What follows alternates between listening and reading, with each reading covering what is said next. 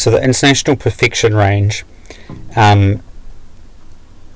was only available in 10 colours, none of which I was particularly excited by, and it seemed to be very expensive and also difficult to find in large sizes. The colours were usually only available in the small container, which made it even more expensive.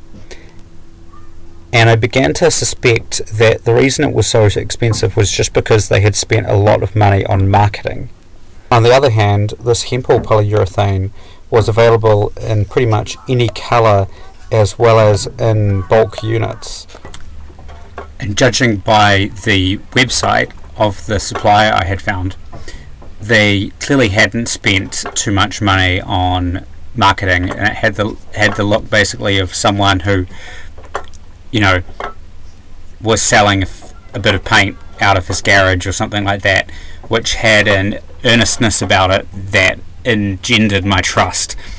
And it turned out that was not only right, but talking to to Tim, who ran this, was actually really useful, and he gave me a lot of good advice about how to proceed with painting. Since boat paint comes in all kinds of different sized packages at different prices and different coverages, I calculated the price per litre by dividing the price by the unit size, and then the price per square metre coverage by dividing the unit price by the square metres by the coverage, and then also I calculated the coverage per unit so that I could know how many units I would need to purchase.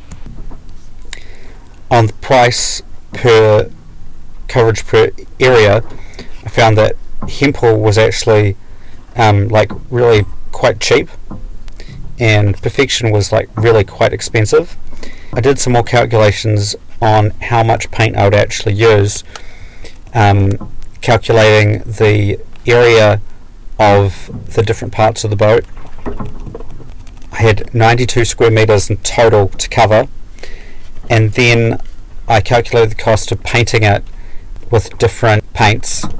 So here is the cost per square metre to paint 1 square metre of boat using a single coat of undercoat and then 2 coats of Perfection top coat and not any undercoat.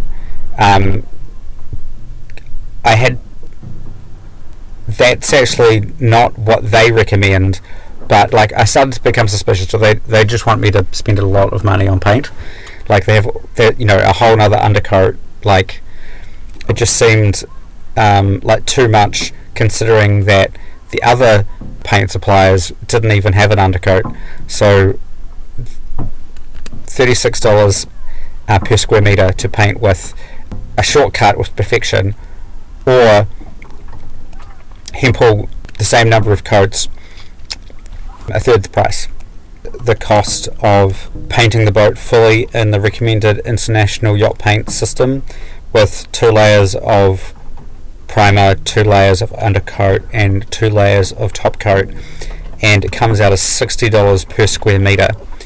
Now a sheet of plywood is 2.88 square metres, so painting 1 sheet of plywood is therefore $174. That makes the price of the paint more expensive than the 6mm marine plywood that the boat would be built with. Given the sizes of the different parts of the boat and what colour I wanted to paint them, finally I calculated how much I would need of each colour, and conveniently it worked out that a 5 litre container of 3 different top coats would give me enough to paint the boat with a small safety margin of extra paint left over in case I got some coverage wrong or needed to do touch-ups later. The total expenditure was $1,451.